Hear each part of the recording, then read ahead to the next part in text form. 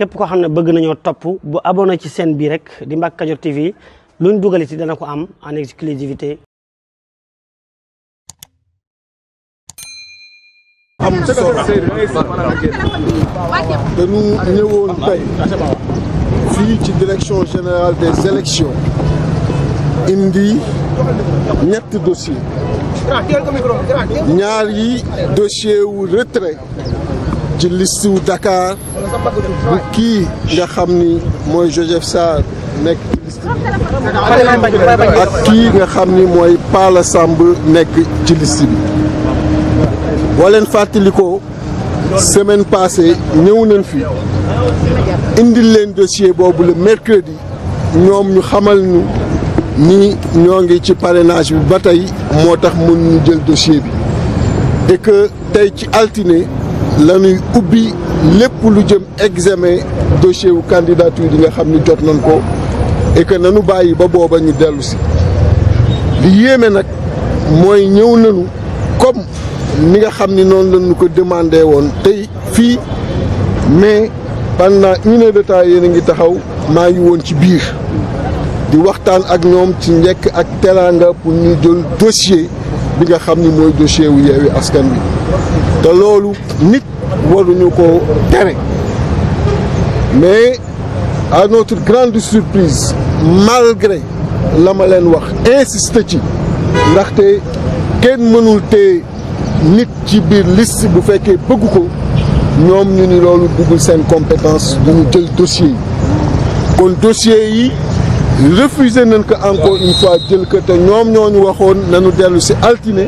ndaxte bu ñu dellu see altine ci période boobu la ñuy commencé examen yi loolu jamuñu fa gis ngeen bi ma yegsee dama yegsi ak benn huissier de justice nga xam ni moom dafa war a ñëw constater li ñuy def ci biir mais même huissier de justice boobu dañuy dugg ci bâtiment bi te ku nekk xam nañ huissier bu ñëwee war def constat war nañ ko mën bàyyi mu accéder ci bâtiment kon ñaari courrier yooyu ñu duñ ci jël benn ñetteelu courrier bi moo doon li ñëpp xam te Benno Bokk Yaakaar def ko mooy dépassement ci lim bi nga xam ni moom la waroon def ci li gën a rëy ci parrainage bi ñëpp xam nañ ni nombre bi warul woon weesu 55 327 ñoom ñu déposé 55 328 même bi ñu jéemee def rattrapage boobu génne benn arrêté bi nga xam ni ministre bi moo ko gis ñun gisuñu ko fenn dafa jékki-jékki rek ci seen benn communiqué ñu gis ko alors que benn acteur politique gisul arrêté boobu même bi ñu jéemee def rattrapage boobu ñëpp gis nañu ni bi nga demee ci journal officiel bi da ngay fekk ni le 5 lañ ko fa dugal alors que ñoom ñoo ngi déposé le 4 donc ñu indi woon courrier pour xamal leen ni allah kulli al yi ñii mënuñu am liste ci élection yi ñu jëm nii ci biir Sénégal nii ci bitim réew kon ci 54 circonscriptions yëpp muy 46 départements à l'intérieur comme 8 départements à l'étranger Benno Bokk Yaakaar bu fekkee yoon rek la ñuy wax waru fa am liste warul am liste nationale parce que kenn umpalewul que en 2019 lenn rek la ñu éliminé Malick Gakou te arrêté boobu yéen am ngeen ko arrêté bu conseil constitutionnel bi di wax ni lu tax bokkul mooy dafa dépassé nombre de parrains yi donc ñu indi woon courrier boobu aussi déposé que ñu ni courrier boobu tamit duñ ko jël ndaxte du fii lañ koy defee ñoom liñ doon def ci parrainage yi pare nañ ko donc di wane rek nit ñi nekkuñu ci disposition pour que tey jii nii yoon bi nu jaar nga xam ni jàpp nañ ni mooy yoon bi normal droit jox ñu ko yoon bi nu jaar jàpp ñu fekk ñu ci yoon boobu loolu ñu koy dénoncer di ko regretter di ko wax fii ci kanamu sénégalais yi di leen jël à témoin ma ñëwoon tey def loolu ak Cheikh Youm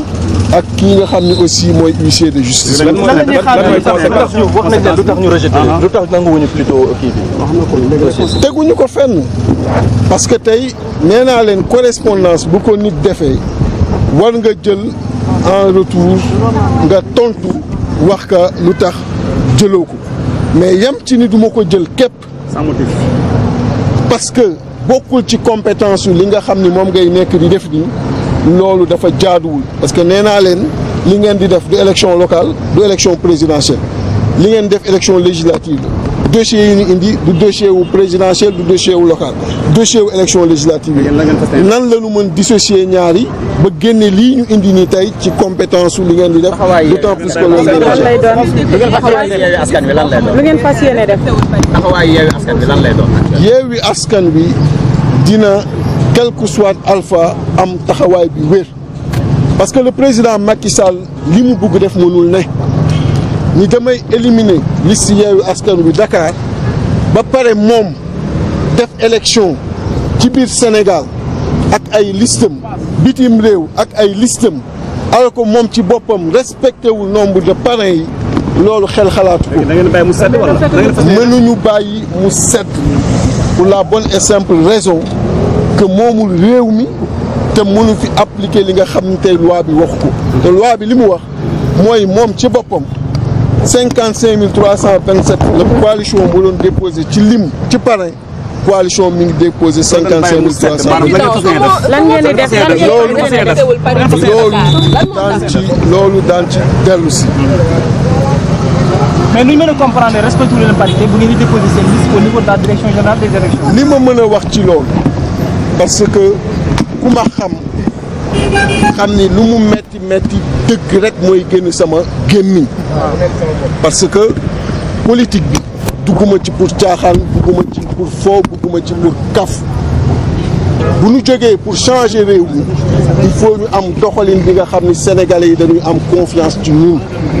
te confiance boobu mooy en toutes circonstances di leen wax li am te nag dama bëgg ñu déglu ma bu baax a baax a baax keroog ba ma génnee ci direction générale des élections dama leen liste bii du liste ba ma déposé ndaxte effectivement bi waxtu dépôt liste bi jotee dafa am ay instructions yi nga xam ni joxe nañ ko pour que ñu retirer par le Samb mën a dugal Ngoné Menk mais malheureusement ki nga xam ni moom laa préposé woon ci dépôt yi muy Saliou Sarr deful loolu bi mu demee dafa dugal beneen tour parce que nee na dañ ko conseillé ni que 6e ak 7e position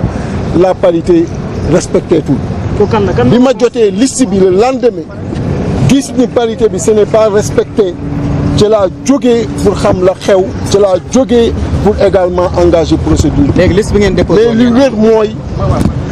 kenn waru ko woon foofu conseiller ba muy changer une chose parce que ñun ñoo ko def confiance ma jox ko sama cachet mu déposer toutes les listes départementales comme ni ma ko defee woon fële Matam ak Djibril Ngom mu def leneen jox ko sama cachet pour mu déposer toutes les listes départementales déposer wul liste Dakar comme ni nga xam ni moom lañ ko doon xaare donc loolu mooy li nga xam ni mooy dëgg ci parce que ku ma xam-xam ni dëgg rek mooy génn sama gémmiñ mais li wér mooy direction générale des élections amul woon naan ko 6e ak 7e war nañ ko respecté ba mu waa DG moo ko wax loolu parce que moom moo ma ko wax te jàpp leen ni sama gémmiñ lu dul dëgg du ci génn parce que politique bi bëgguñu jóg changer réew mi te duñ ko teg ci dëgg dañoo bëgg suñu Sénégal mel ne France mel ne feneen te loolu lu koy indi mooy dëgg en toutes circonstances donc moom waxee ni ñoo ko wax loolu mënuma def lu dul gëm ko mais warul woon topp tamit li nga xam ni moom lañ ko wax ndaxte ñun ñoo ko jox liste en présence de Cheikh Loum qui est là avec moi en présence de Bassirou Diomaye Faye ci laa ko waxee defal directive bi quel que soit alpha lépp lu ko mën a joxe ci biir nga yor sama cachet waroo ko changé taw xamaloo ma donc ci biti lañ ko xamee mais tey direction générale des élections war ñu ko woon apporter war ñu ko woon indi ak ña fa nekk pour mu changer quoi que ce soit alors que waxuñu ko loolu mooy dëgg ci moo tax ma ni liste bi man mënul nekk sama liste parce que du loolu laa demandé woon ñu déposé ko mais nag dina am tey jii nii nga joxe sa kàddu jox ko kenn mu def leneen dal nañu Matam dalaat nañu aussi au niveau de Dakar c'est ça la vérité. Maintenant la DGE n'avait pas à intervenir pour faire changer quoi que ce soit sur liste bi nga xam ni moom la ñu déposé dañu waroon juste constater bu ko defee ñu déposé mais warul woon wax ki déposé defal lii defal lële ba tey mu indi ñoom day mais li wér mooy ñun am nañu yoonu changé ko te am yoonu changé ko moo ñu yëkkati pour mën a ñëw indi lii nga xam ni moo war pour que ñaar désister ñu mën a dugal ñaar ñoom loolu moo ñu indi te gisuma lu tax ñu war a tey bañ a recevoir suñu ay dossiers. mais nag loolu du wéy xam nga normalement mandataire mooy déposé. pour nag ñi nga xam ne dañoo bëgg ñu defal leen ay publicité ci chaîne bi moo xam ci njaay bi ñu nekk service bi ñuy joxe ci seen liggéey wala ci seen entreprise woote leen gaaw ci numéro yi 77 610 36 85 wala 78 461 67 55 su ko defee ci ay njëg yu yomb nga am client yu bari kon nag bu leen ko wuute. asalaamaaleykum mbokk yi yéen ñi nga xam ne yéen a baaxoo ànd ak seen bii di Mbacke Kadior TV à partir d'aujourd'hui gën nañ koo yaatal ci YouTube bi képp koo xam ne bëgg nañoo topp bu abonné ci seen bii rek di Mbacke Kadior TV luñ dugaliti dana ko am en exclusivité jërë ngeen jëf.